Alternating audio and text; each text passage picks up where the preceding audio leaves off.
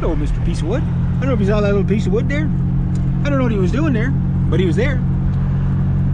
It's like, just a piece of wood, I'm gonna hang out right in the middle of the road. Why? Because I can't take life anymore. I don't know. I don't know what goes through the thought of a fly. I told a joke to my nephew. The joke was, I go, Aiden, he goes, what? I go, what's the last thought that goes through a fly's mind when he hits a windshield? And he goes, I don't know. I go, his arse. And he just kind of looks at me and he's like, his butt? I said, yeah. Why does his butt go through his mind? Like, kids are so literal, right? And it was like, it's just like, it's so funny, but it's like, because they don't, like, they get it, but they don't get it, you know? Like, it's just, you know. I remember the first time I heard that joke, I pissed myself laughing because it was so funny and stupid, right? And, oh, it's the church annual. We had ours last weekend. There's a Jag. Cool. I don't know if you guys saw it there. There was an old XJ12. I wonder if that was an XJ12. Mostly an XJ12. Those are the only ones you typically see around, because like the XJ12s are the only ones that are worth really restoring. The 8s and the 6s, I mean, people still have them, but yeah, I've always wanted one of those Jags, but like, it's the most unreliable vehicle you could ever buy, right? But like, as a, just like, okay, you take it out 5 times in the summer, you just cruise around on this big V12 Jag. That'd be cool. That would be cool. You know, it's kind of like having what's the Aston Martin DB7 with the V12. That, mind you, that's like a $500,000 car, but like you get miles per gallon when it runs twice a year. you know what I mean? Just, it's, yeah, very, very unreliable car, right? But it's funny how people are drawn to these high performance, unreliable cars. I get the high performance angle, but the unreliable part, right? Like,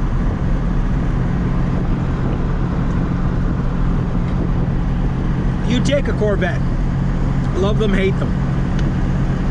Pick a generation, any generation of their, you know, Corvettes.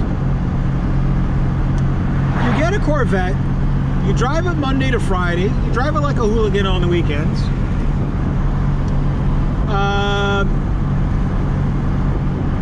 When it rains, you know, if you get caught in the rain, big deal. You know, just don't spin out. You park it for the winter. Next spring, you tell everybody, yeah, I'm going to take my Vet to the garage. It sounds like you do some mods. You basically get them to wax it, polish it, and clean it out. You know, shampoo the rug. You know, polish the rims. You know what I mean? Do an oil change. You know, oh yeah, I had lots done on my Vet. Then you drive around, drive the piss out of it. They run and run and run. Oh, Corvettes suck.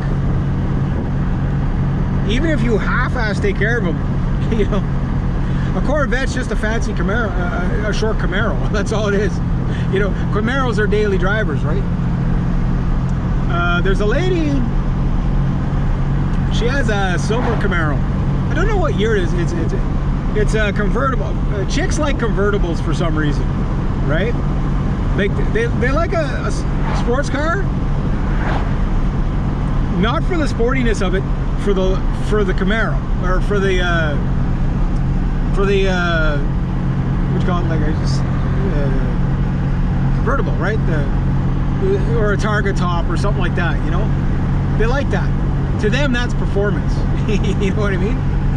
Me, I'm like, I want a hard top, because when the thing's upside down sliding down the road, I don't want my face grinded off. Yeah, you know, like, you know what I mean? Like I'm already anticipating, you know, the trashing of it, right? You know, I want a roll cage in there.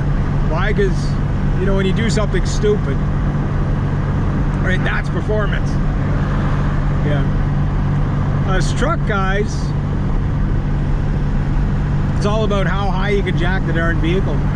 But you gotta get the proportions right, or it looks really, really stupid. I saw this Dodge Ram the other day, and he had low profile rims, and it's just the way it sat. He was, I think it was, the wheels were out about 8 inches. He was up maybe about 5 or 6. And it's just like, the rims, the rims were nice, don't get me wrong, but whatever. But it just didn't suit that truck at all. Like, if they would have been, say, bigger rims,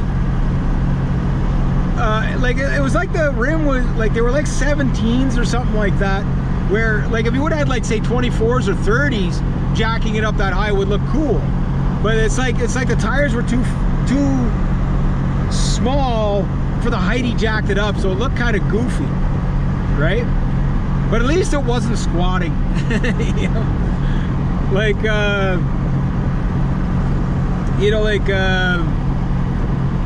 pancake the truck, yeah, it's not too bad, but like the squat thing, nah.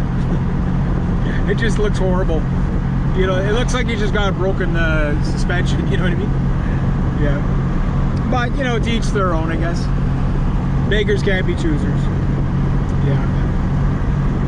But the things with all those jacked up vehicles is that you got to watch out, because you'll be like, that's for guys that, oh, I go off-roading, blah blah blah. They just go on a dirt road somewhere, meet up with a bunch of people, have a couple of beers. They don't really do any off-roading with it, right? Because they might do it once, and after they busted the entire drivetrain, you know, 3 or 4 times, you realize the tens of thousands of dollars that cost, you know, to play that game, they give up on it pretty quick, right? The only guys that stick with it are the cheap guys. Like, these are the guys that usually have the money to break stuff, because you will, you know, like, you're gonna go rock climbing, you're gonna break it, you know, you're gonna go mud bogging, you're gonna break it, you know. Whereas the truck guys, yeah, you get the odd one that's willing to do that, but I mean, there's enough people doing it, but in general, you know what I mean?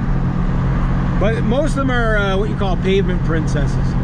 Like, you know, here's a $190,000 truck, all done up, not a scratch on it. You know it's not a work truck, right? Like, he might tow a boat with it, because, like, there's really no stress to towing a boat, right? He's not going to be doing scrap metal and lumber and shit like that. Like, I know there's guys in the city that, oh, I don't want to get stuck in the snow, and they go buy, like, you know, like a 350 or a 3500 series truck just to drive around the city, you know, because he doesn't want to get stuck in the snow. You know, like, somebody's got to keep the economy going, so I don't knock it, but what a waste of a truck, right? You know, what a waste of a truck. Yeah, is what it is. Well, I'm gonna stop, get some gas, get some provisions, get my moldy mock chicken home for the dog. I saw it beside my my water jug or whatever. I was like, geez, I guess they're gonna give me some mock chicken or something. I didn't know if it was for me or for what. But there's like a little old lady comes out and says, no, that's for your dog. Don't eat that, it's bad. Oh yeah.